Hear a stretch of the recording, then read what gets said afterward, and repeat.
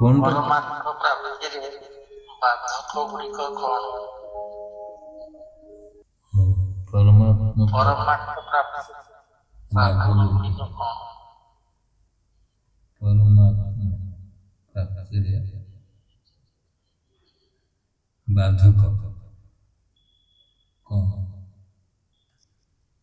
ଆଉ କାହାର ସବଜେକ୍ଟ ଅଛି କୁହନ୍ତୁ।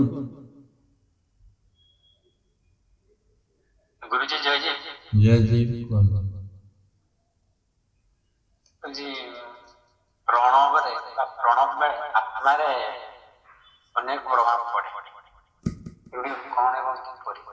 ପ୍ରଣବରେ ପ୍ରଣବ କଲା ବେଳେ ପ୍ରଣବରେ ଆତ୍ମାରେ କିପରି ପ୍ରଭାବ ପଡେ? କି ପ୍ରଭାବ ଏଫେକ୍ଟ ବହୁତ ପଡେ। କଣ ପ୍ରଭାବ ପଡେ ପଡେ କି ନା ନା କିପରି ନା କଣ ପଡେ? ପ୍ରଭାବ ପଡେ? ପ୍ରଭାବ ତ ଜବରଦସ୍ତ ପ୍ରଭାବ। ପ୍ରଣବ ଯେବେ ଆଲୋଚନା ହବ ପ୍ରଣବ ଉପରେ କହିବ ଏଇ ଶବ୍ଦ।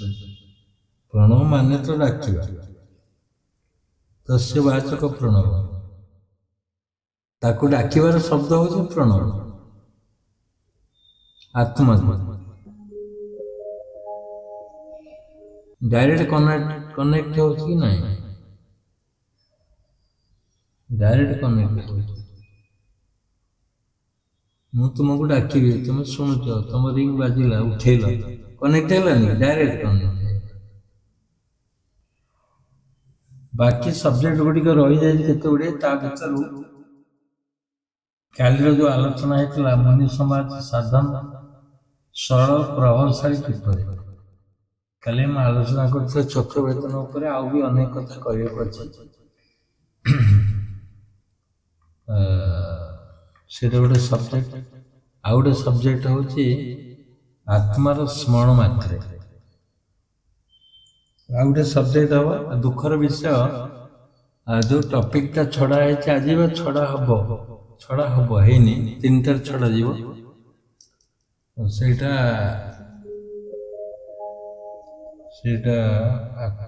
ଦେଖୁଛି,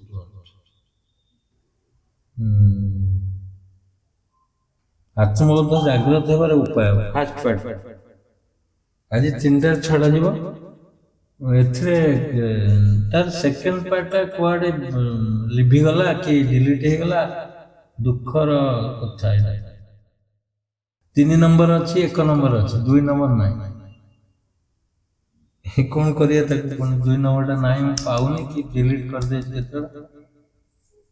ଭଲ ସବଜେକ୍ଟ ଥିଲା ଏଇଟା, ଆଜିର ଯୋଉଟା ଛଡା ଯିବେ ଭଲ ସବଜେକ୍ଟ, ମୁଁ ଶୁଣୁଥିଲି। ହଁ, ମୁଁ ଭାବୁଛି ଏଇ ଯୋଉ ଚକ୍ରଭେଦନ ବା ଯୋଉ ଆମର ମୁନି ସମାଜର ସାଧନ ସରଳ ପ୍ରଭାବଶାଳୀ କିପରି, ସେ ଉପରେ ଆଲୋଚନା କରିବ ଥାର୍ଡ ପାର୍ଟ। ଚକ୍ରଭେଦନରେ ଆଉ ରହିଯାଇଛି କିଛି, ମୁଁ ଭାବୁଛି ଆମେ 2ଟା ଏପିସୋଡରେ ବା 2ଟା ସତ୍ସଙ୍ଗରେ ଆମେ ଆଲୋଚନା କରି ସାରିଛେ ମୁନି ସମାଜର ସାଧନ ସରଳ ଓ ପ୍ରଭାବଶାଳୀ କିପରି। ମୁନି ସମାଜର ସାଧନ ସରଳ ଓ ପ୍ରଭାବଶାଳୀ କିପରି। ସରଳ ଉପରେ ମୁଁ କହିସାରିଛି ଯେ କେତେ ସରଳ ମୁନି ସମାଜ ସାଧନ, ମାନେ ଜଣେ ପିଲା କରିପାରିବ, ବୃଦ୍ଧ ଲୋକ କରିପାରିବ, ଯେକୌଣସି ବୟସର ଲୋକ, ସ୍ତ୍ରୀ ଲୋକ କରିପାରିବେ, ପୁରୁଷ ଲୋକ କରିପାରିବେ, ଯିଏ ନାହିଁ ସେ କରିପାରିବେ। ସରଳ ରୋଗୀ କରିପାରିବେ, ହ୍ୟାଣ୍ଡିକ୍ୟାପ୍ଟ ବି କରିପାରିବେ, ନିର୍ଦ୍ଧନୀ କରିପାରିବେ, କ୍ୟାପିଟାଲିଷ୍ଟ କରିବା କଷ୍ଟକର, ଯାହା ପାଖରେ ଧନ ଅଧିକ ଅଛି ସେମାନଙ୍କ ପାଇଁ କଷ୍ଟ ହେଇପାରେ, କିନ୍ତୁ ଏ ସମସ୍ତ କରିପାରିବେ।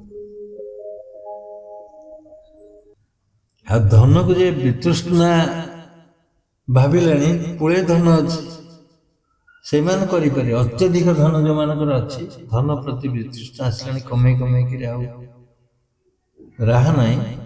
ଯେମିତିକି ଫୋର୍ଡ ସାହେବ, ଫୋର୍ଡ କମ୍ପାନୀ ଜାଣିଥିବେ, दिन को 5,000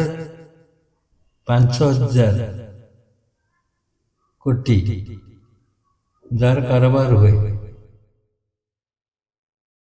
से लास्ट रे स्टेटमेंट देला ये संपत्ति बा ये जो धन कैपिटल मत मो जीवन तक नष्ट कर दो। फोर्ड कंपनी जो फोर्ड मोटर्स चालू से स्टेटमेंट देइछले लास्ट रे कथा जे ई धनटा मत नष्ट कर दो।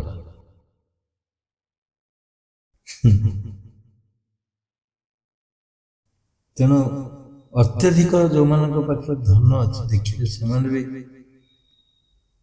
वितुष्ट है धन कमे कमे कि लास्ट मोमेंट रे गोटे मंदिर रे झाड़ू मार मंदिर सेवा कर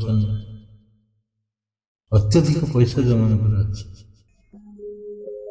बुझते कथा धन क्या शांति दे बरं अशांतिर विष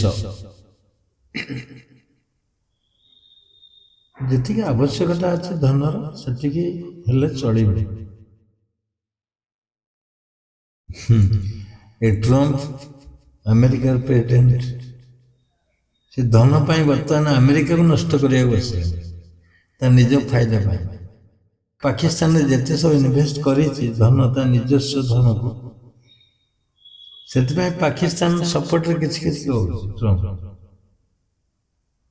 आगे देश ना आगे निजर कैपिटल प्रभावशाली देश जो मैंने अच्छा चाइना अमेरिका रूस ये सब केतोड़े बहुत प्रभावशाली देश किंतु बर्तमान भारत जो अवस्था गति करुच्ची भारत भी बहुत प्रभावशाली डेवलपिंग अब नहीं डेवलपिंग कंट्री नहीं भारत बर्तमान डेवलप्ड विकसित डेवलपिंग रु डेवलप्ड भारत बर्तमान पूर्ण विकसित भारत सहित 80 देश अच्छा समर्थन बर्तमान भारत सहित आर कारण हूँ भारत गोटे आध्यात्मिक पीठस्थली आध्यात्मिक केन्द्र बिंदु जो हजार हजार मुनि ऋषि मान थिले देश भितर भारत हूँ श्रेष्ठ महेंद्रद्वार हरप्पा पंजाब महेंद्रद्वार हरप्पा जो पीठस्थली थिला आध्यात्मिक पीठस्थली वेद वेदांत लेखा जाउथला सेठी समस्ते जाउथले सबआडू आसुथले भारत वर्षर मुनि ऋषि मान सेठी सिद्धांत रखुथिले अहम ब्रह्मास्मि के कहलेन तो अहम अयं आत्मा ब्रह्म के कहले सेठी स्मृति आकार थिला लेखन नथिला से भारत वर्षर जो पीठ से केबे विलुप्त हबनी तो से माटी केबे हिंसार माटी नहीं अहिंसार माटी भारत वर्ष तेणु से पीढ़ीर से भारत रे आमे भी रही शिवमुनि गोटे आध्यात्मिक स्टेट हिसाब से उत्तर प्रदेश में जन्म नहीं जिते सब मंदिर जिते सबुजाक केन्द्रस्थली माने आध्यात्मिक केन्द्रस्थली हूँ उत्तर प्रदेश अरुणाचल प्रदेश तो सबुजाक देवालय से एपरिक जमर मंदिर अच्छी कौटी नहीं से बुझे तेणु उत्तर प्रदेश भली जगह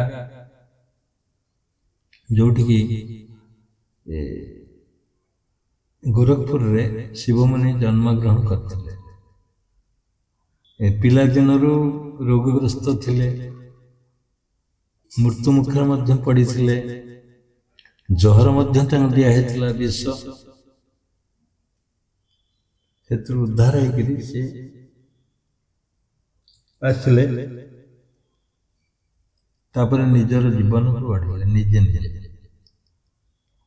ଘରୁ ମଧ୍ୟ ଆସିଲେ, ଘରେ ରହିପାରିଲେନି, ତାଙ୍କର ସିଦ୍ଧାନ୍ତ ନେଇକିରି ବାପାଙ୍କ ସହିତ ବେଶୀ ମନମାଳିନ୍ୟ ହେଲା,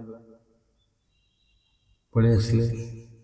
ଆମେ ଯେମିତି ଏଠି ଭୁବନେଶ୍ୱରରେ ରହିଛୁ ଘର ଭଡ଼ା ନେଇକିରି, ସେ ବି ସେମିତି ସେଇ ଗୋରଖପୁରରେ ଘର ଭଡ଼ା ନେଇକି ରହିଲେ ରେଣ୍ଟରେ।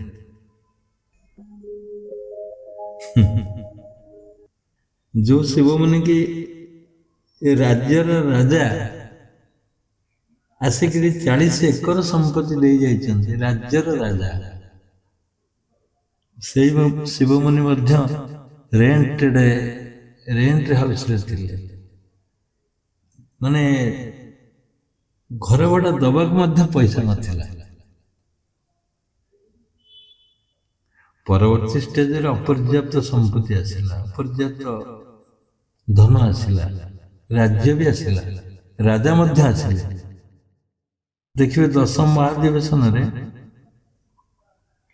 ୟଶୋମ୍ବରସା ନରେଶ ଥିଲେ।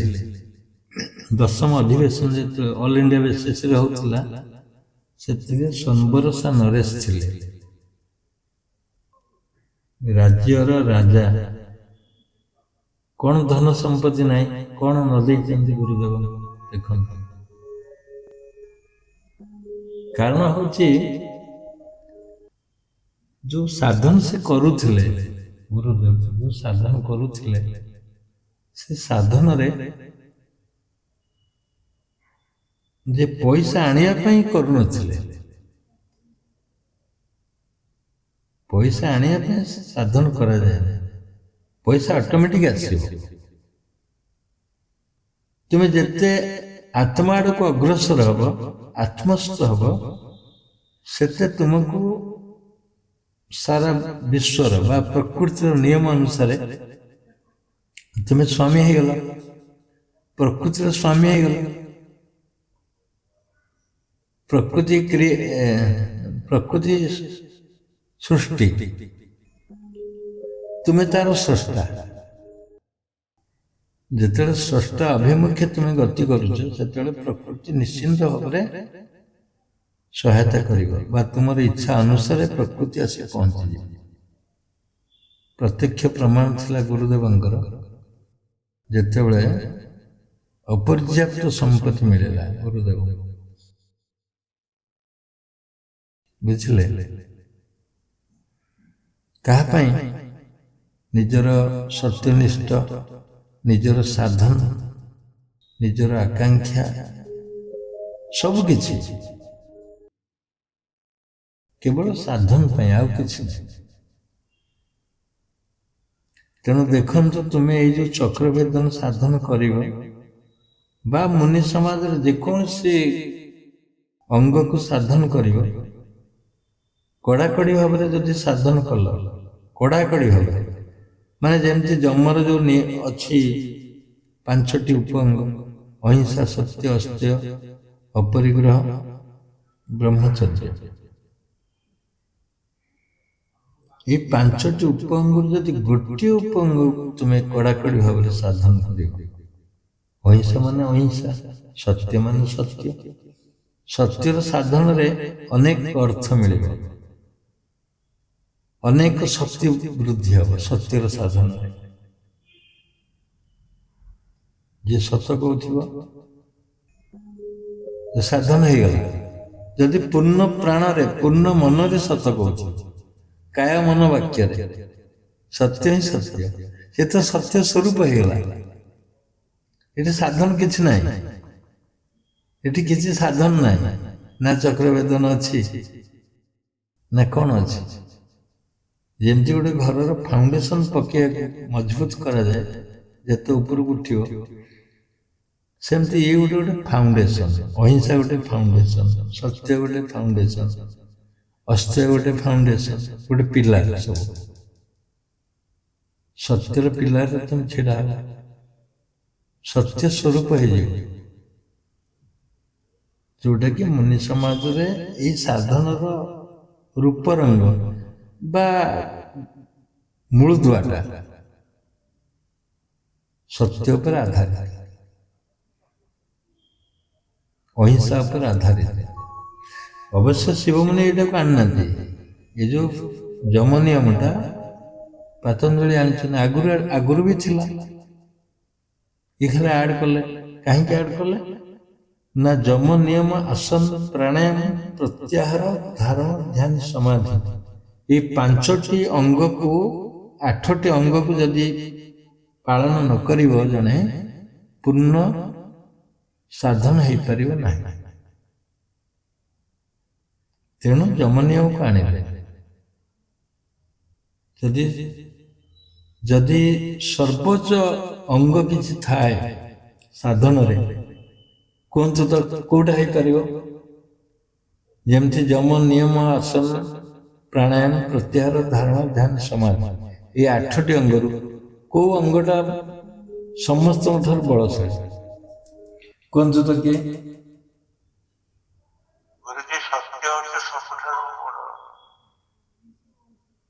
किए कौच रवीन्द्र ना किए हाँ हाँ सत्य हूँ सबुठार बड़ बा जम जमर गोटे उपअंग सत्य। सत्य को जदि तुम्हें साधन कर कड़ाकड़ी भाव साधन कर जानिक आउ 5टी जो 5टी उपअंग अच्छी से साधन हो गला आउ 4टी ऑटोमेटिक सत्य सहित मिसी जीव माने सत्य साधन है अहिंसा हो सत्य साधन जदि कड़ाकड़ी हम अस्थिर हो सत्य साधन कले ब्रह्मचर्य हो सत्य साधन कले अपरिग्रह हो माने गोटे साधन केते मूल्यवान देख गोटे साधन केते मूल्यवान सत्यर साधन केते मूल्यवान माने गोटे साधन जदि कड़ाकड़ी भाव पालन करेंगे अहिंसा सत्य अहिंसा अपरिग्रह ब्रह्मचर्य अस्थिर ऑटोमेटिक हो जाए सेमती शौच संतोष तप नियम शौच संतोष तप स्वाध्याय ईश्वर प्रणिधान ये 5टी उपअंग मध्यम भी बहुत मूल्यवान किंतु मो मतरे एपटर सत्य बा अहिंसा आ सेपटर होची ईश्वर प्रणिधान नियमर ईश्वर प्रणिधान जी मूल्यवान जी प्रभावशाली एपटे सत्यर मध्य साधन बहुत प्रभावशाली अहिंसार मध्य बहुत प्रभावशाली बुझते कथा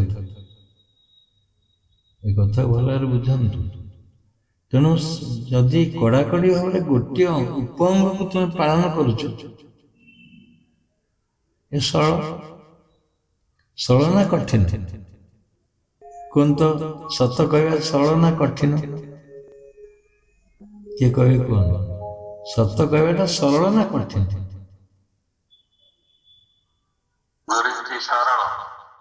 सरल कठिन कठिन कठिन कठिन कठिन हाँ कठिन सत्यर सहज सरल हाँ सत्यर सरल अच्छा कठिन जे कहते कहतु कहीं कठिन समस्त द्वारा हम ना समस्त सत्य कथा कही पारे ना नहीं समस्त कथा पढ़ एठी सत्य कथा पढ़ी सत्यटा पालन करने कष्ट कि जन जन अच्छा सत्य कौन जानते जीवन सारा असत्य कठिन हम सत्य कौन जानते सत्य कहवा तो अलग कठिन कठिन रूप रेखा देला अच्छा सरल कहतु केमती सरल ଯୋଉମାନେ ସରଳ କହିଲେ କେମିତି କୁହନ୍ତୁ ସରଳ ବୋଲି? ସରଳ ଯୋଉମାନେ କହିଲେ କୁହନ୍ତୁ। ହଁ, ସରଳ ଯୋଉମାନେ କହିଲେ କିପରି କିପରି ସରଳ? ସରଳ ବୋଲେ ସେଟାକୁ ଆଉ ମିଛ କହିବୁ ବୋଲେ ତାକୁ କଣ ହେଲେ ଖୋଜିବାକୁ ପଡିବ, କଷ୍ଟ ଲାଗିବ। ତାକୁ ଗୋଟେ ଦୁଇଟା ଯୋଡ଼ିବାକୁ ପଡିବ। ସତ୍ୟର ଗୋଟାଏ ତାକୁ ସରଳ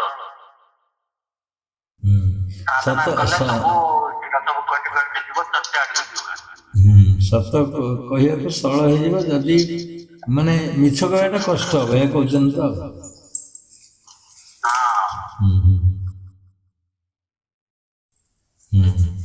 ଆଉ ତେବେ ଆଉ କିଏ କହୁଥିଲେ ସରଳ ବୋଲି କୁହନ୍ତୁ?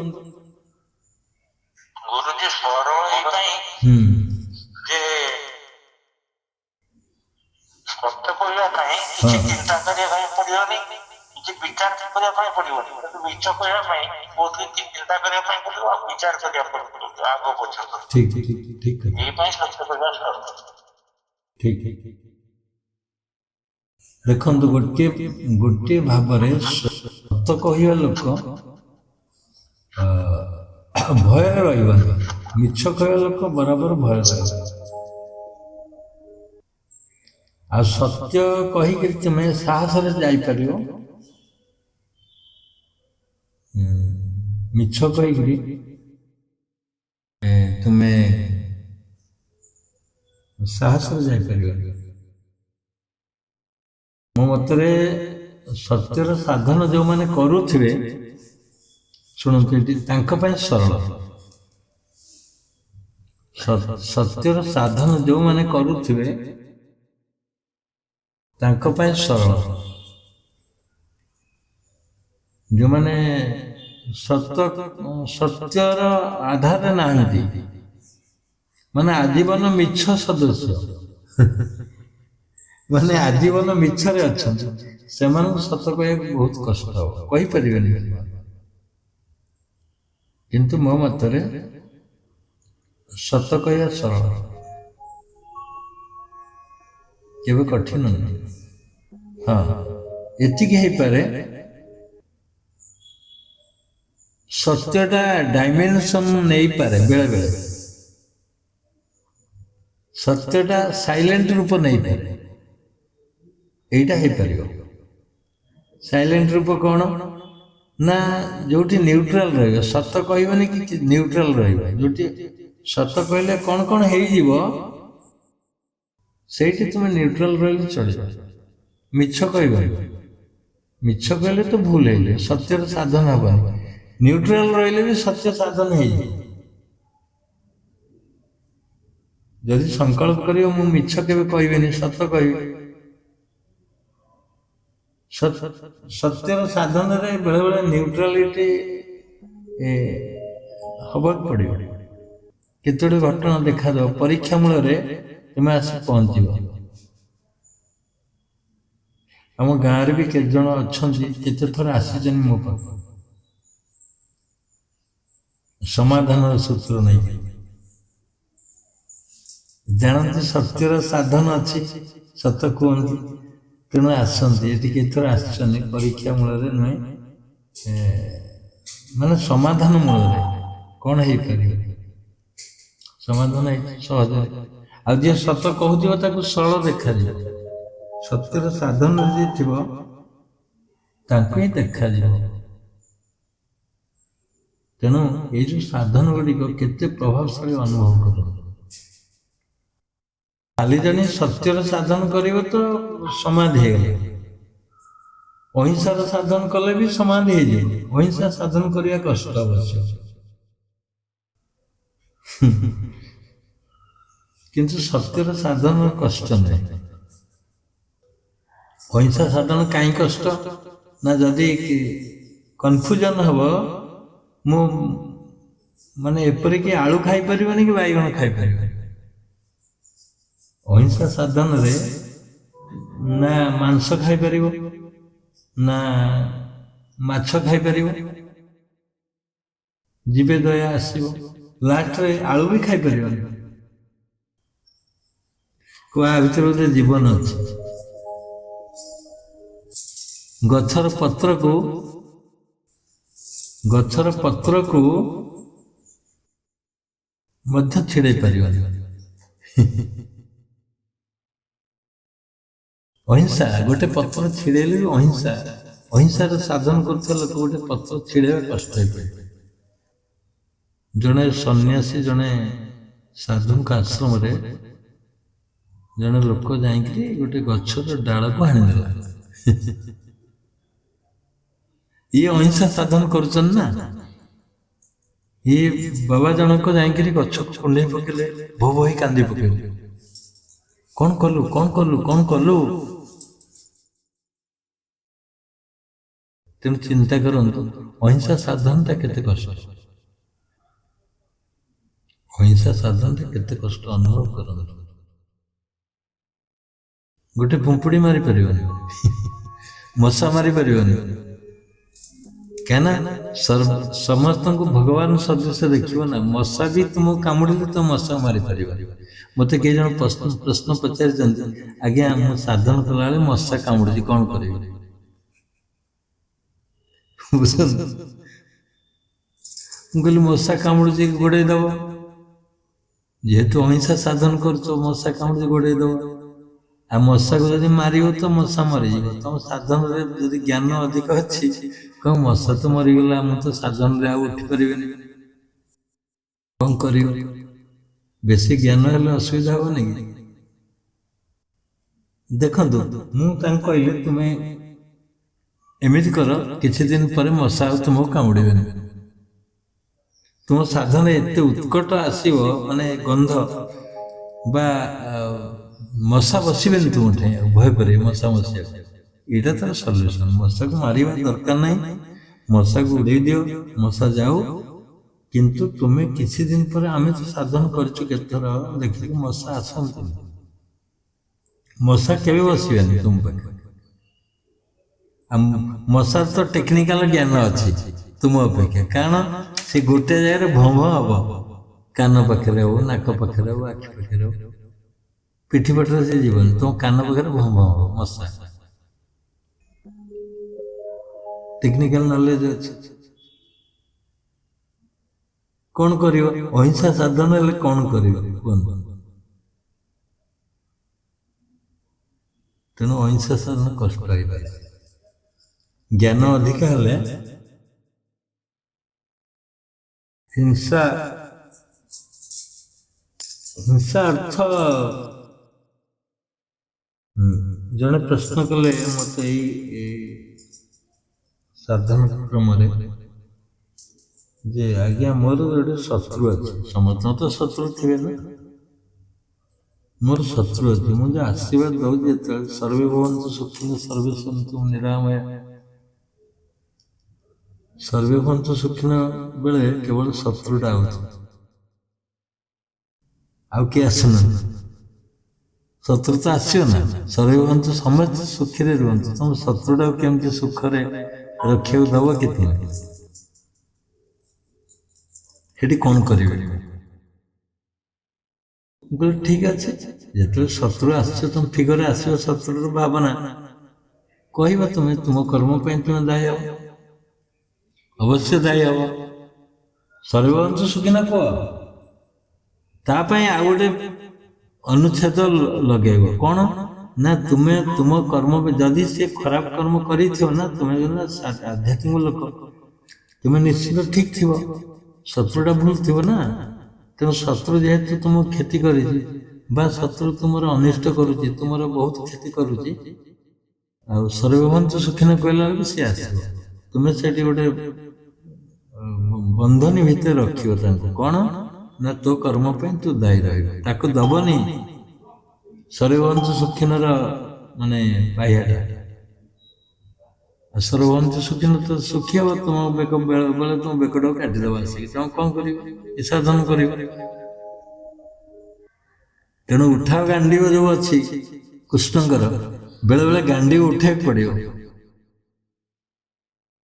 ବୁଝିଲେ? ଇଏ ସେଥିପାଇଁ ଏଇଭଳିଆ ସବୁ କ୍ରିଟିକାଲ ଅଛି। କିଛି କିଛି ସାଧନ ପାଳନରେ କ୍ରିଟିକାଲ ଅଛି। ଯମ ନିୟମ ବହୁତ ଇମ୍ପୋର୍ଟାଣ୍ଟ। ସାଧନ ବୋଇଲେ ଯମ ନିୟମ, बहिरंग हेले भी जम नियम बहुत इंपोर्टेंट कहीं जम नियम उपरे बसिकी तुम्हें साधन कर जम नियम को छाड़ी के साधन कर बुझे जम नियम को छाड़ी तुम साधन कर अस्त्य पालन करने सहज हो पारे कारण तुम चोरी न कर अधिकांश लोक मनोवृत्ति न थाए चोरी कर मनोवृत्ति न था तथापि निजर लोभ शक्ति निजर माने दबा नबार संपर्क भितर जड़े मनीष चिंता करे बराबर हो किसी ना ठीक हम न्याय हम किंतु जदि टिके भी उणा अधिक हो गला जानिब अस्त्य पालन है तेना गोटे इंटेलेक्चुअल नॉलेज थी तुम भितर जे मु किछि अधिक नहीं आसे सेटा भी अस्त्य पालन है दुकान टी कर निकिति कंटाटा मझे रहा दरकार बुझे तुम्हें जदि जानी शुणिक टिके ठकु सेटा भी अस्त्य पालन है जान फल दुकान कर जानी शुणी पचरा ये गुटा को जूस कर तुम फोपाड़ी देवा कथा ना तुम जे कस्टमर अच्छा कहीद बाबा ये टिके लुज अच्छे चलो ये सत्य है आ चोरी है आज जानी शुणिक गोटे सेव रे पचरा मचरा टिके नष्ट हो जाए पूरे दब ये भी अस्त्य पालन जीव अस्त्य है जान क्या घर चोरी कर सिंधुगाड़ करने अपेक्षा तुम्हें फल ठकुच ना आम ये रुचिका मार्केट रु गुरुमा जाइए डालिम गुरा भल डालिम किणले से पाखे रखीदे 3 केजी डालिम ना 2 केजी पाखे रखिले धरी बुलिया कष्ट आसला बेलू ये घरे खोलला बेलू 2टा पचर डालिम पस्त अर्थ बुझुंट पाखे रखिबार से आउ 2टा पूरे दे पचरा डालिम आउ भल डालिम काढ़ी दे से साधन करूता बहुत क्षति जेणु जन साधक खंडार 2 पार्श्व जो अच्छी दाढ़ सेमती चलिया पड़ो सेमती धीरे स्थिर चलिया पड़ो नल कटि तुम बिल माने चाष करुच तुम जमी जी अच्छे ठीक अच्छे तुम काय मनोवाक्य केबे भी चिंता करियो नाही निजर हीरो को घुंचिया सेपट ताले अस्त्य पालन हबनी तेणु ये सब केते इम्पोर्टेंट देखो केते इम्पोर्टेंट के सुना पिंधिकी आसी तुम्हें सुना पिंच तुम सी कान रिंग पिंची तुम पिंधिन पेंडी फुल पिंची तुम पिंधिन सी गोटे हार पकई तुम हार ठार आउटी मूल्यवान देखा तुम्हें जो हार पकई से हार ठार ता हारटा मूल्यवान ता पेंडी फुलटा मूल्यवान ता चेनटा मूल्यवान तुमको देखा जाऊ तुमर सोच विचार से कौन आसुची साधक हिसाब रे तुमर ए कंपैरिजन न आसु ताले अस्त्य पालन हबनी एठी ता बेकर ता सुना अछि तुम बेकर तुम सुना अछि तुम जदि कहबो मो ठारो अधिक सुना पके बुझिले ए जो कंपैरिजन भावटा भी अस्त्य पालन करेबा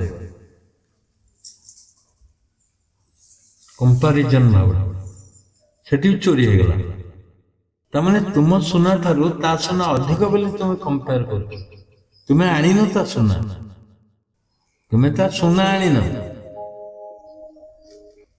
बुझिले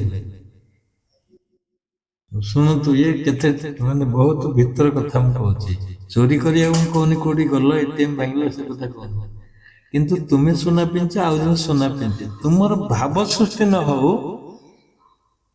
जे मो सुना इम्पोर्टेंट ନୁହେଁ, ତା ଅପେକ୍ଷା ତାର ମନର ମଳିନତା ଆସିବ। ତୁମେ ସେଇଠି ଆଡଜଷ୍ଟ କରିବା ଦରକାର ମନକୁ। ଠିକ ଅଛି, ମୁଁ ଜଣେ ସାଧକ, ସେ ଯେତେ ବଡ଼ ସୁନା ପିନ୍ଧୁ ମୋର କିଛି ଆସ ନାହିଁ। ଏଠି ଚୋରି ହେଲାନି, ଏଠି ଏଠି ଅସ୍ତ୍ୟର ଉତ୍କର୍ଷତା ଆସିବ। ଅସ୍ତ୍ୟ ପାଳନ ବହୁତ ଟପ୍ ଲେବୁଲରେ ହେଇଯିବ।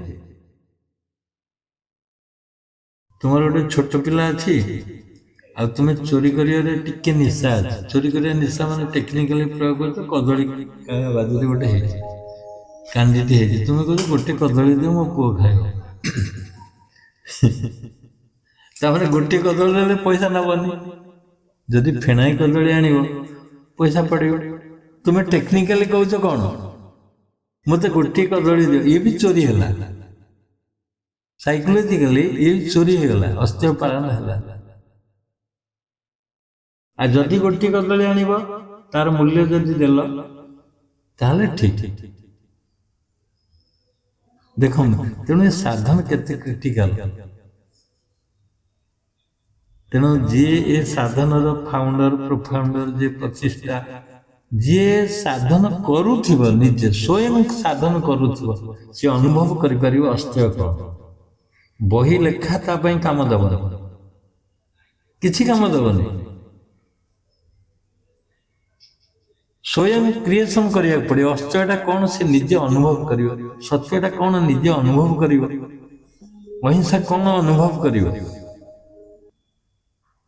ବ୍ରହ୍ମଚର୍ଯ୍ୟ କଣ ଅନୁଭବ କରିବ। ବ୍ରହ୍ମଚର୍ଯ୍ୟ ନୁହେଁ ଯେ କୌପୁନି ପିନ୍ଧିକିରି ଆମେ ଜଙ୍ଗଲକୁ ପଳେଇବା, କୁଆଡ଼େ ପଳେଇବା, ମାନେ ବିବାହ କରିବାନି, ସେଇଟା ବ୍ରହ୍ମଚର୍ଯ୍ୟ ନୁହେଁ।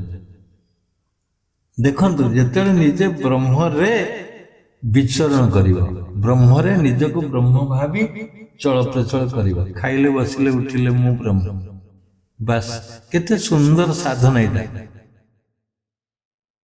ଆକୁ କିଏ ଅନୁଭବ କରିବ, କିଏ କହିବ ନା, ଯିଏ ଅନୁଭବ କରୁଥିବ, ଯିଏ ସେଥିରେ ଥିବ, ବ୍ରହ୍ମଚାରୀ ହିସାବରେ ଥିବ, ତାକୁ ବ୍ରହ୍ମଚାରୀ କୁହାଯିବ। ତେଣୁ ଇଏ ଯୋଉ ସାଧନ ଗୁଡ଼ିକ ଚକ୍ର ଭେଦନକୁ ସହାୟତା କରିବ। ମାନେ ଯେମିତି ବ୍ୟାଙ୍କିଂ ଅର୍କେଷ୍ଟ୍ରା, ଅର୍କେଷ୍ଟ୍ରା ଯେମିତି ବାଜିଲେ ଗୋଡ଼ ଉଠେ ନାଚ କରିବା ପାଇଁ, ଯୁଦ୍ଧ କରିବା ପାଇଁ, ଇଏ ଅର୍କେଷ୍ଟ୍ରା ମ୍ୟୁଜିକ। ଏ ମ୍ୟୁଜିକ ନ ବାଜିଲେ ଯେମିତି ଯୁଦ୍ଧ ହବନି, ମ୍ୟୁଜିକ ନ ବାଜିଲେ ଯେମିତି ନାଟ ହେଇପାରିବନି, ସେମିତି ଇଏ ଯୋଗର ମ୍ୟୁଜିକ। କିଏ ନା ଯମ ନିୟମ। ଯମ ନିୟମ ପାଳନ କରୁଥିବା ବ୍ୟକ୍ତି ଚକ୍ରଭେଦନ କରିପାରିବ।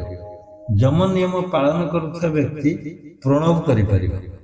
ଯମ ନିୟମ ପାଳନ କରୁଥିବା ବ୍ୟକ୍ତି ପ୍ରାଣାୟାମ କରିପାରିବ, ଶୁଭଭାନ କରିପାରିବ। ଅନ୍ୟଥା ନାହିଁ, ଅନ୍ୟଥା ନାହିଁ। ବୁଝନ୍ତୁ କଥା। ତେଣୁ ଏଇ ଯୋଉ ମୁନି ସମାଜର ସିଦ୍ଧାନ୍ତ ସରଳ, ସରଳ କାହା ପାଇଁ ନା, ଯିଏ ପ୍ରକୃତରେ ସାଧନ କରିବାକୁ ଚାହୁଁଥିବ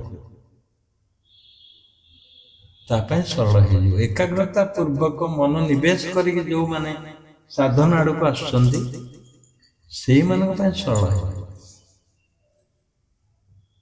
ଦେଖନ୍ତୁ, ଜଣେ ଜଣେ ବିଜନେସ୍ କରୁଛନ୍ତି, କହୁଛନ୍ତି ରାତି ଆଜ୍ଞା ମୁଁ 12ଟାରେ ଆସୁଛି, ଶୋଇବି କେତେବେଳେ, ଖାଇବି କେତେବେଳେ, ଉଠିବି କେତେବେଳେ,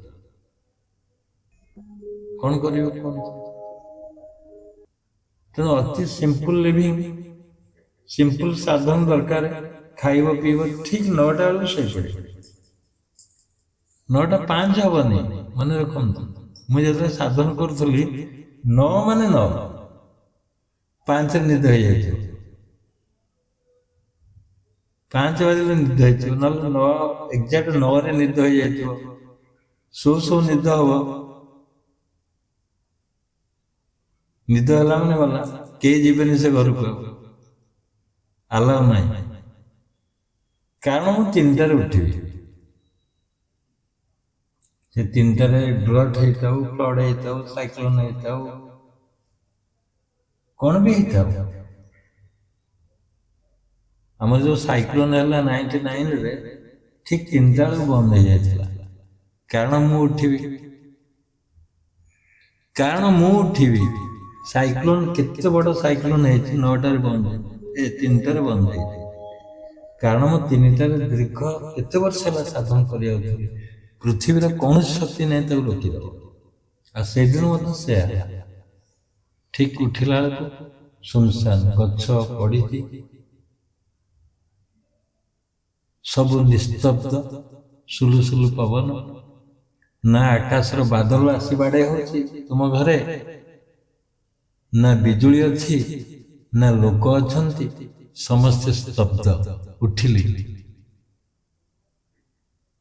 सेठी मोर अनुभव है इरे मु उठियार तो बाधक है मो जोग सरिला पवन आसिला भोर भोर आरंभ है साइकिल कदली गछ शोई पड़ा इत्यादि इत्यादि बढ़ी बढ़ी बढ़ी बढ़ी बढ़ी बढ़ी जोग सरिला साइक्लोन आइला जोग आरंभ हम साइक्लोन बंद से गोटे मत विराट ज्ञान सृष्टि है मो मन भितर ये हुए तो 3टा बेलू बंद करने को कहार निर्देश थी आम सरलतार साधन करूँ आम कौन सी जटिल रूप नहीं साधन करूँ से प्रकृति तुमको सहायता जे ये पिला ये साधक जड़े ठीक राति 3टार उठुचे ना दीर्घ 7 वर्षर साधन 99 हेले 96 रु 99 केते हला 6 7 8 9 4 वर्ष दीर्घ 4 वर्ष साधन केबे मु बंद करिले कारण प्रकृति केमते प्रहार करियो तुम ऊपर जने साधक ऊपर जने आत्मा ऊपर कहना प्रकृति जानी आत्मार ब्रह्म रूप को मान पाखे अच्छे आ तुम ब्रह्मस्वरूप केमती हम सच्चिदानंद केमिति हम साधन ना तेणु से साधन सरल हेले भी बहुत प्रभावशाली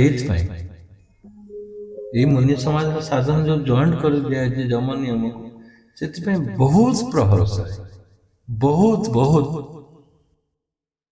तार कल्पना करि तुम साधन वर्षा बंद हम तुम साधन साइक्लोन बंद हम तुम साधन दिन राति भी समान है तुम साधन अनेक केते मारात्मक रोगी आसुचन देखुचन कल्पना बाहर से केमती भल होचन ये सरल साधन केमती भल होचन केन प्रभावशाली नहीं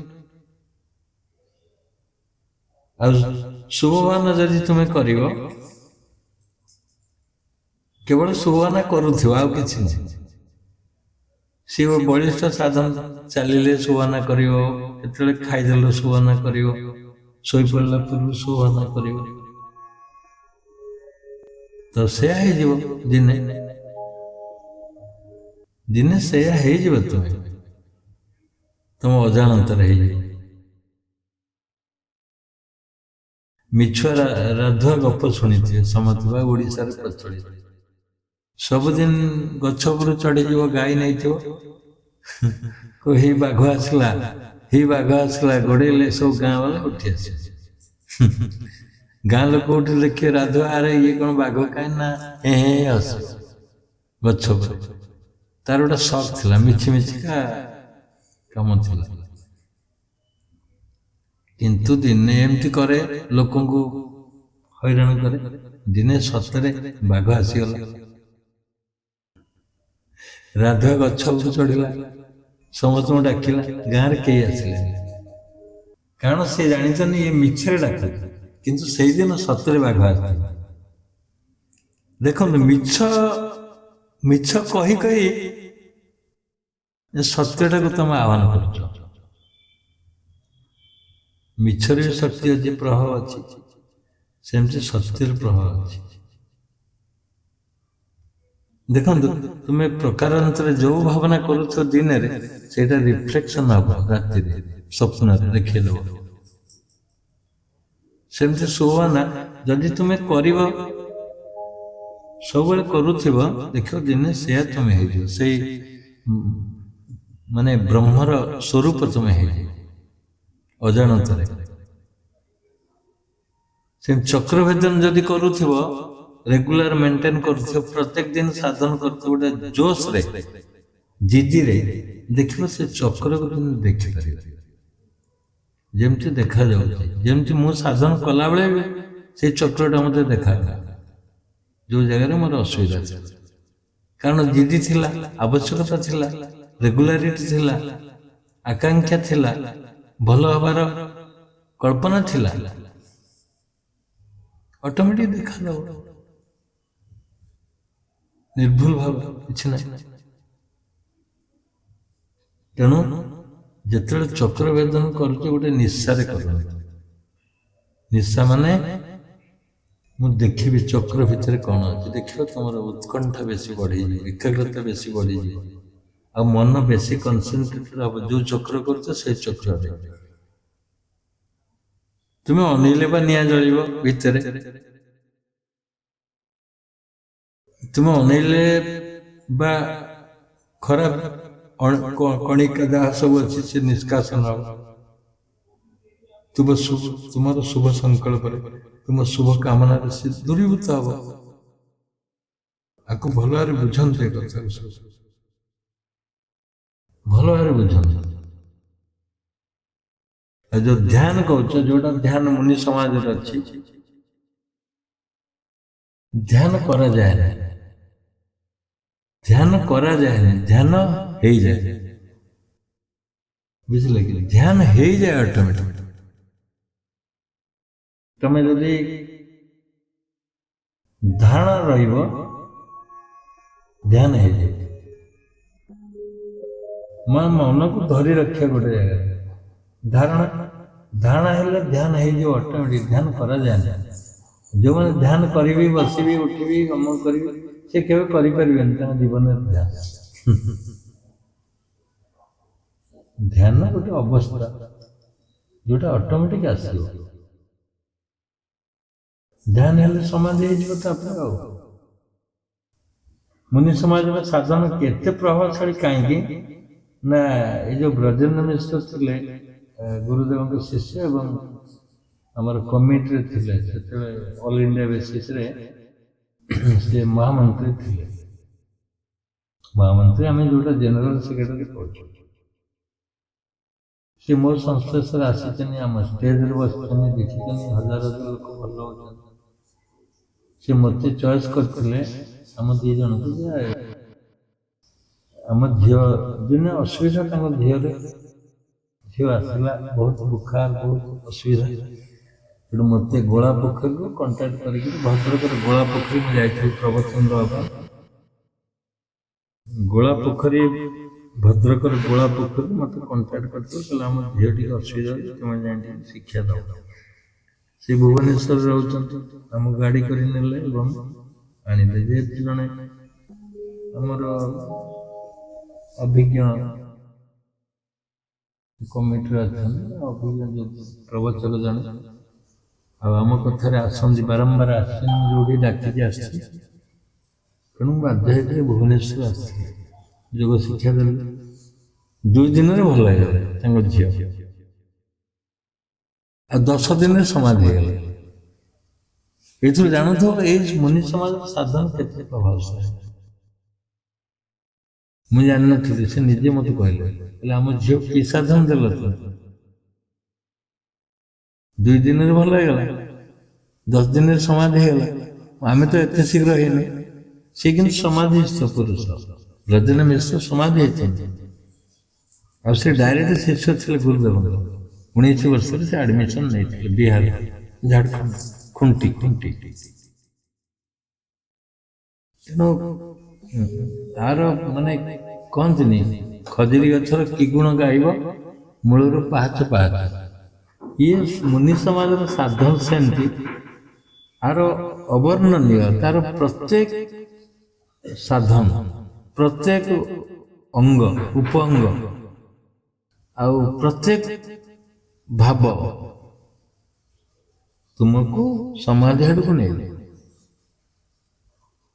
ମୁଁ ଯେତିକି ଅନୁଭବ କରିଛି, ଯେତିକି ରିସର୍ଚ୍ଚ କରିଛି, ଯେତିକି ଅନୁଭବର ଜ୍ଞାନ ଆଣିଛି ଏ ମୁନି ସମାଜର ଦୀର୍ଘ 30 ବର୍ଷ ଭିତରେ, ମୁଁ ସେଇଟା କହୁଛି। ତୁମର ଯୋଉଠି ଅସୁବିଧା ହେଇଛି, କେବଳ ଖାଲି କୁହାହଉଛି ତୁମେ ରାଜା ହେଇକିରି ଭାବନା କରିକିରି ସେ ଠୁକେଇ ଦିଅ, ବାଡ଼ା। ମୁଁ ରାଜା କହୁଛି ଏ ଜାଗା ଠିକ ହେଇଯା, ସକାଳୁ ଉଠିକି ସାଧନ ପରେ କହେ, ନହେଲେ ଉଠିକିରି ହଠାତ୍ ଉଠିକି କହ ମୁଁ ରାଜା କହୁଛି। ରାଜା କହୁଛି ମାନେ ରାଜାର ଅନୁଭବ ହବା ଦରକାର ତୁମ ଭିତରେ, ଖାଲି କହିଲେ ହବନି। ଉଠ, ସେ ଉଠିବ, ସେ ଉଠିବ, ଅଟୋମେଟିକ ଉଠିବ। ଖରାପ ଅଣୁ କଣିକା ସବୁ ନଷ୍ଟ ହେଇଯିବ, ପଳେଇବ, ଦୂରୀଭୂତ ହବ।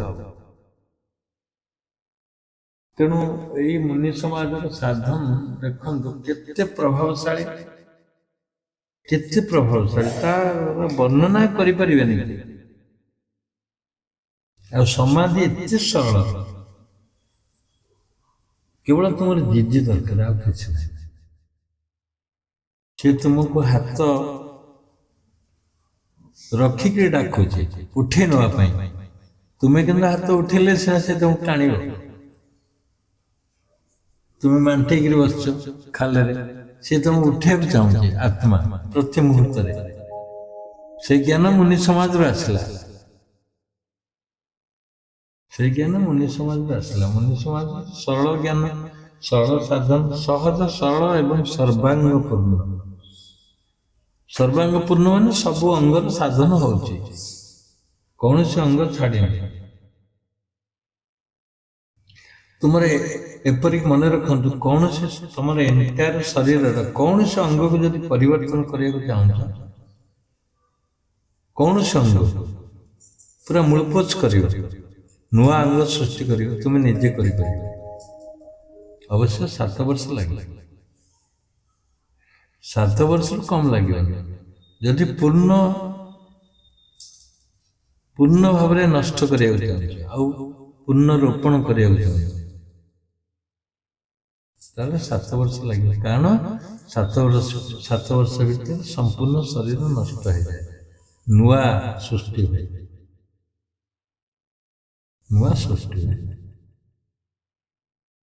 ମତେ ଏଇଠି ଗୋଟେ ପ୍ରଶ୍ନ ଆସୁଛି ମନ ଭିତରେ, କିଏ କୁହନ୍ତୁ ଯେ ଯେତେ ପ୍ରକାର ସାଧନ ତ 3ଟା ଏପିସୋଡ କହିଲେଣି, ସବୁ କିଛି କୁହାଯାଉଛି, ସବୁ କିଛି ଜ୍ଞାନ ଦିଆଯାଉଛି। ମତେ କୁହନ୍ତୁ ସମସ୍ତଙ୍କ ଠାରୁ ଏ ସାଧନରେ କୋଉଟା ପ୍ରଭାବଶାଳୀ, କଣଟା, କୋଉ ଜିନିଷଟା ପ୍ରଭାବଶାଳୀ, କି କହିବେ? ମୁଁ ଆହୁରି କ୍ଲିୟର କରିଦଉଛି, ମାନେ ସାଧନର କାହା ଦ୍ୱାରା ଏସବୁ ପରିଚାଳନା କରାଯାଉଛି, କାହା ଦ୍ୱାରା? ଜୟ ଜୟ ଗୁରୁ। ହଁ କୁହନ୍ତୁ ରଞ୍ଜନ। ଗୁରୁଜୀ ଶୁଭ ଭାବନା। ସୁହାନା କଣ ତ ଚକ୍ର ଭଜନରେ କରୁଛ? ସୁହାନା ଜାଗାରେ ତାହେଲେ ମନ ମନ ତ ଅଛି, ପୁଣି ମନ ତ ଗୋଟେ ଗଧ ଷ୍ଟୁଡେଣ୍ଟ, ମନ ତ ଗୋଟେ ଗଧ ଷ୍ଟୁଡେଣ୍ଟ। ପ୍ରଭାବଶାଳୀ ଗଧ କଣ ପ୍ରଭାବଶାଳୀ ନାହିଁ? କିନ୍ତୁ ଗଧକୁ କହିବା ମାନେ ଧୋବିକା ଗଧ ନା ଘାଟ କି ନା ଘର, ସେ ଘାଟର ନୁହେଁ କି ଘରର ନୁହେଁ, କାରଣ ତାର କିଛି ବୁଦ୍ଧି ନାହିଁ। ତୁମେ କହିବ ଗଧ ଚାଲ କୋଉଠି, ଘାଟକୁ ଚାଲିଲା, ଲୁଗା ପକେଇଦେଲ ପୁଳା ନେଇଗଲା, ପୁଣି କହିବ ଘରକୁ ନେ, ଘରେ କାଣ ଦେଇଦେଲା, ଏମିତି ଜୀବନ ନଷ୍ଟ ହେଇଯିବ। ମନ ସେ ମନକୁ କିଏ ତ ପରିଚାଳନା କରୁଛି, ମନର କିଛି ବୁଦ୍ଧି ନାହିଁ। ତେଣୁ ଏ ଏଣ୍ଟାୟାର ସାଧନକୁ କିଏ ପରିଚାଳନା କରେ ବା କାହା ଦ୍ୱାରା ପ୍ରଭାବିତ ହଉଛ, ସେ ଜିନିଷଟା କଣ? ସେ ଜିନିଷଟା କିଏ କହୁଛନ୍ତି? ଜଣେ ଗୁରୁଜୀ ପ୍ରାଣ ହଁ କୁହନ୍ତୁ। ଗୁଡୁଲା କବିତା କୁହ। ହୁଁ। ପ୍ରାଣବ ପ୍ରଣବ ପ୍ରଣବ ପ୍ରଣବ ତ ପ୍ରଣବ ଜାଗାରେ। ପ୍ରଣବ କଣ ପ୍ରଭାବିତ କରିବ? ପ୍ରଣବ କରିବ ସରିଗଲା ସରିଗଲା। ଇଏ ଇଣ୍ଟେଲିଜେଣ୍ଟ କ୍ୱେଶ୍ଚିନ୍ ଗୋଟେ କୁହନ୍ତୁ। ବେଳେବେଳେ ତମ ମାଇଣ୍ଡକି ଆଣିବା ପାଇଁ ସବୁ କୁହାଯାଉଛି। କଣ କଣ ଭାବନା ଅଛି? ବହୁତ ଗୁଡ୍ ଆନ୍ସର ଦେବା ମାନେ ଦଉଥିବା ଲୋକ ବି ଅଛନ୍ତି, କିନ୍ତୁ କହୁନାହାନ୍ତି, କହିବେ କିଏ ପ୍ରଭାବିତ କରୁଛି? ଗୁରୁଦେବ ଚାହୁଁଛି ମୁଁ ଅଭୁଣାରୁ କହୁଥିଲି ଏକାଗ୍ରତା। ଏକାଗ୍ରତା। ହଉ, ଏକାଗ୍ରତା ଏକାଗ୍ରତା ତୁମେ ତ କରୁଛ ନା। ଏକାଗ୍ରତା ହେଲେ ଅବଶ୍ୟ ହବ, କିନ୍ତୁ ସବୁ ଜାଗାରେ ଏକାଗ୍ରତା ନଥାଏ। କୁହନ୍ତୁ ଇଏ ଆଉ ସବୁରେ ସେ ଥିବ। ସବୁ ଯେମିତି ଆଳୁ ଗୋଟେ ପରିବା, କୋଉଥିରେ ନ ପଇଲେ କିଛି ହବ। ବୁଝିଲ? ତମ କୋବି କଲେ ବି ଆଳୁ, ମାଂସ କଲେ ବି ଆଳୁ, ଭଜା କଲେ ବି ଆଳୁ,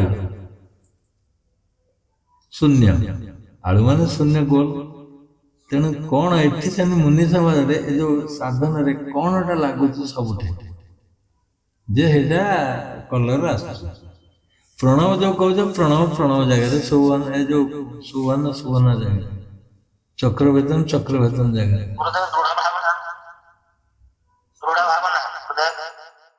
ଦୃଢ ଭାବନା।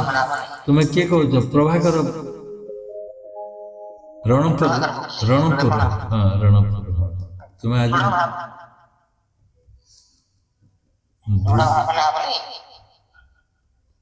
ହଁ ହଁ ଦୃଢ ଭାବନା ମାନେ ରାଇଟ ଆନ୍ସର ଅବଶ୍ୟ, କିନ୍ତୁ ଆଉ ଟିକେ ରହୁଛି। You are right in the sense you are right, କିନ୍ତୁ ହଁ ହଁ ଗୋଟେ ସୁନ୍ଦର ଉତ୍ତର ଦେଲେ ଆଜି ନୂଆ ଆସିକିରି। ଧନ୍ୟବାଦ। ଆଉ ଟିକେ ହଁ, ଓନ୍ଲି ଭାବନା। You are right. କିଏ କହିଲ? ସୋମନାଥ। ଭାବନା କିଏ କହିଲେ? ସୋମନାଥ। ହଁ ସୋମନାଥ, ରାଇଟ ଆନ୍ସର। କିନ୍ତୁ ତୁମକୁ ଅଡେଇ ଆଣିଲେ ସେ ଯୋଉ ଦୃଢ ଭାବନା, ନା ନାହିଁ? ଦେଖନ୍ତୁ, ତୁମେ ଭାବନା ନ କଲେ ଏକରେ ଆସନରେ ବସିପାରିବନି। ଭାବନା ନ କଲେ ଚକ୍ରଭେଦନ କରିପାରିବନି। ଚକ୍ରଭେଦନ କଲା ପୂର୍ବରୁ ଭାବନା ଏଣ୍ଟାଇଟଲ ହଉଛି ଯେ ମୁଁ କାହିଁ କରୁଛି, କୋଉଥିପାଇଁ କରୁଛି, ଏମିତି କରିବି। ସେମିତି ଭାବନାରେ ଚାଲିଛି ଏଣ୍ଟାର ସାଧନଟା। ଭାବନା ନ କଲେ ତୁମର କିଛି ହବନି।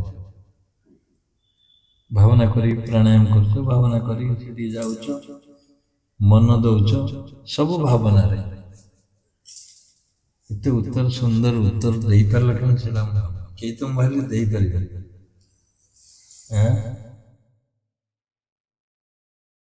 ଇଏ ଅବଶ୍ୟ ଦୃଢ ଭାବନା କହିଲେ ବହୁତ ସୁନ୍ଦର କଥା। ଇଏ ଟିଚର ଅଛନ୍ତି ରଣପୁର ତାଙ୍କ ଘର ଖୋର୍ଦ୍ଧା। ଟିଚର ଅଛନ୍ତି, ଆଜି ନୂଆ ଆସିଛନ୍ତି। ସାକ୍ଷୀଗୋଳା, ସାକ୍ଷୀଗୋଳା ପୁରୀ ରତ୍ନ। ହଁ, ରତ୍ନାକର ପାଖାପାଖି ଥିଲା। ସାକ୍ଷୀ ଗୋପାଳ। ସୁନ୍ଦର ଉତ୍ତର, ବହୁତ ସୁନ୍ଦର ଲାଗିଲା ତୁମର ଆପ୍ରୋଚଟା। କାହିଁକିନା ରହୁନ, ଆଜି ନୂଆ ଆସିଛ, ପୁଣି ଏତେ କଥା କହିପାରୁଛ। ତମେ ସାଧନା ସାଧନ ଶିଖିନିଅ, ପୁଣି ଯୋଉଟା ବାକି ଅଛି।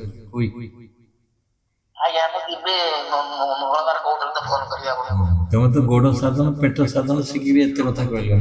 ଆଜି ସବୁ ଯାକ ସାଧନ ଶିଖିବ, କଣ କହିବ? ତମେ ପେଟ ଯାକେ ଶିଖିଛ, ନାଭି ଯାକେ ନା କଣ?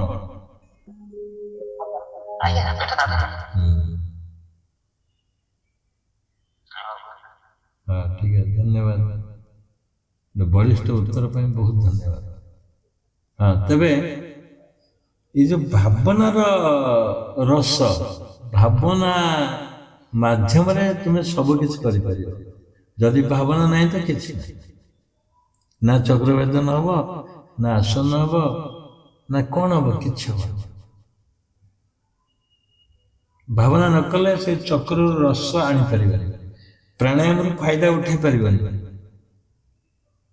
ଦେଖନ୍ତୁ ଯେତେବେଳେ ଏକାଗ୍ରତା ଆସୁଛି, ଯୋଉ ଅଭଣାରୁ କହିଲେ ଏକାଗ୍ରତା, ଏକାଗ୍ରତାକୁ ଭାବନା କ୍ରିଏଟ କରୁଛି। ମୁଁ ଆଜି ଏକାଗ୍ରତାରେ କରିବି, ଆଗେ ଭାବନା ଆସିଲା, ତାପରେ ଏକାଗ୍ରତା ଆସିଲା। ସର୍ବୋପରି ଯଦି ଆମେ ଶେଷ କଥା କହିବା, କନକ୍ଲୁଜନ, ଯେ ଦ୍ୱିଖଣ୍ଡ କରିଦିଅନ୍ତୁ। ଦ୍ୱିଖଣ୍ଡ ମାନେ ତୁମେ ଖଣ୍ଡେ ଆଉ ସବୁ ଯାକ ଖଣ୍ଡେ। ଏଣ୍ଟାୟାର ୟୁନିଭର୍ସ, ପୃଥିବୀ, ତୁମ ପାରିପାର୍ଶ୍ୱିକ ଅବସ୍ଥା, ତୁମ ପରିବାର, ତୁମ ଜମିବାଡ଼ି, ତୁମର ଗାଁ ଗଣ୍ଡା, ତୁମର ପ୍ରୋଭିନ୍ସ, ତୁମର ଷ୍ଟେଟ୍, ଏନିଥିଙ୍ଗ, ତୁମ ଚତୁଃପାର୍ଶ୍ୱରେ ଯାହା ଅଛି ସିଏ ଗୋଟିଏ, ଆଉ ତୁମେ ଏକ ଗୋଟିଏ। ମୁଁ କନକ୍ଲୁଜନ କହୁଛି, ତୁମେ ପାର୍ଥକ୍ୟ ହେଇଯାଅ, ତାଠାରୁ ଦୂରରେ ରୁହ, ନିଃସଙ୍ଗ ରୁହ। এই ଜ୍ଞାନ ବି ଅତି ସରଳ ଏବଂ ସର୍ବୋତ୍କୃଷ୍ଟ, ପ୍ରଭାବଶାଳୀ। ତୁମେ ବିଚ୍ଛିନ୍ନ ହେଇଯାଅ, ସମସ୍ତଙ୍କ ଠାରୁ ବିଚ୍ଛିନ୍ନ ହେଇଯାଅ, ଦେଖିବ ଅନନ୍ତ ଶାନ୍ତି ମିଳିବ, ଅନନ୍ତ ସୁଖ ମିଳିବ, ଆଉ ତୁମେ ନିଜେ ବେଶୀ ପ୍ରଭାବଶାଳୀ ହେଇପାରିବ। କାହା ଉପରେ ଡିପେଣ୍ଡ କରନି, କାହା ଉପରେ ବି, ନିଜ ଉପରେ ଭରସା ରଖ, ନିଜ ଉପରେ ବିଶ୍ୱାସ ରଖ। ନିଜ ଆତ୍ମଦେବ କେବଳ ତୁମ ସହିତ ଅଛନ୍ତି। ଆଜି ଏତିକି, ପୁଣି ଆଲୋଚନା କରିବା କେତେବେଳେ। ଆଉ କୁହନ୍ତୁ, ଆଜିର ମତାମତ ରଖନ୍ତୁ, କିଏ କଣ କହିବେ। ଜୟ ଜୟ ଗୁରୁଦେବ। ଜୟ ଜୟ। ये ମହାତ୍ସବ ସତ୍ସଙ୍ଗ କାର୍ଯ୍ୟକ୍ରମରେ ମୋର ପ୍ରିୟ ଗୁରୁଜୀ ବ୍ୟାସାସନରେ ଉପସ୍ଥିତ ଅଛନ୍ତି ଏବଂ ଅନଲାଇନ ଅଫଲାଇନ ମାଧ୍ୟମରେ ଅନେକ ତାଙ୍କ ସହିତ ଯୋଡ଼ି ହୋଇଛନ୍ତି। ସେମାନେ ଜ୍ଞାନୀ ଏବଂ ଜିଜ୍ଞାସୁ ଏବଂ ସମସ୍ତଙ୍କୁ ମୁଁ ଜୟ ଜୟ କରୁଛି ଏବଂ ପ୍ରଣାମ କରୁଛି। ଆଜି ତୃତୀୟ ଏପିସୋଡ ଚକ୍ରଭେଦନ ପାଇଁ ଥିଲା, କିନ୍ତୁ ଟୋଟାଲ ମୁନି ସମାଜର ସ୍ଥାପନ ଉପରେ ଆଜି ଆଲୋଚନା ହେଇଥିଲା। ଟୋଟାଲ ମୁନି ସମାଜ ସାଧନଟା କିଭଳି ଜଣେ 100% ଆଚିଭ କରିପାରିବ ତାର ଦିଆଗଲା। ଯଦି ଏଇ ଯମନିୟମ ବା ଉପନିୟମ ଆ ଭିତରୁ ଗୋଟିଏ କେହି ମାନିକି ସାଧନ କରେ, ତା ସାଧନ ସଫଳ ହେଇପାରିବ। ଆଉ ଦ୍ୱିତୀୟ ଅତି ପ୍ରଭାବଶାଳୀ ଜିନିଷ କହିଲେ ଯେ ସବୁ କିଛି କରିବା ପାଇଁ ଆମକୁ ଭାବନା ଦରକାର। ଆମେ ଯାହା କିଛି କରିବା ତା ପୂର୍ବ ପ୍ରସ୍ତୁତି ଅନୁସାରେ ଆମେ ଯଦି ସେଟା ଦୃଢ ଭାବରେ ଭାବନା ନ କରିଥିବା ସେ କାମ କରିପାରିବା ନାହିଁ। ତେଣୁ ଭାବନାର ମଧ୍ୟ ମହତ୍ଵ ଅଛି। ଏ ହେଲା ସମ୍ପୂର୍ଣ୍ଣ ଜ୍ଞାନ ଆମର ମୁନି ସମାଜ ସାଧନ ଉପରେ। ଏହା ଅତି ପ୍ରଭାବଶାଳୀ। କିଭଳି ସୂକ୍ଷ୍ମ, ସରଳ, ସହଜ ସାଧନକୁ ଲୋକମାନେ ଆପଣେଇ ଆଉ ଅଗଣିତ ଲୋକ ରୋଗରୁ ମୁକ୍ତି ପାଉଛନ୍ତି ଏବଂ ସ୍ୱରୂପସ୍ଥ ହଉଛନ୍ତି, ତାର ମଧ୍ୟ ଅନେକ ଉଦାହରଣ ଅଛି। ଏଗୁଡ଼ିକ ଆମେ ଯଦି ପାଳନ କରିପାରିବା ସମ୍ପୂର୍ଣ୍ଣ ଭାବେ, ତେବେ ଆମେ ନିଶ୍ଚୟ ରହିପାରିବା। ଜୟ ଜୟ। ଧନ୍ୟବାଦ। ଧନ୍ୟବାଦ ସୁଚିନ୍ତିତ ମତାମତ ରଖିଥିବାରୁ। ଏଇ ଟପିକ୍ ଉପରେ କିଛି ନିର୍ଦ୍ଦେଶ ଆଣିଲେ ଠିକ୍ ଥିଲା। ହଉ ଠିକ୍ ଅଛି। ଆଜିର ଏଇ କାର୍ଯ୍ୟକ୍ରମକୁ ସତ୍ସଙ୍ଗକୁ ଏଇଠି ରଖିବା। ଟାଇମ୍ ହେଇଯାଇଛି। ସମସ୍ତଙ୍କୁ ଧନ୍ୟବାଦ। ଜୟ ଜୟ। ପ୍ରଣାମ।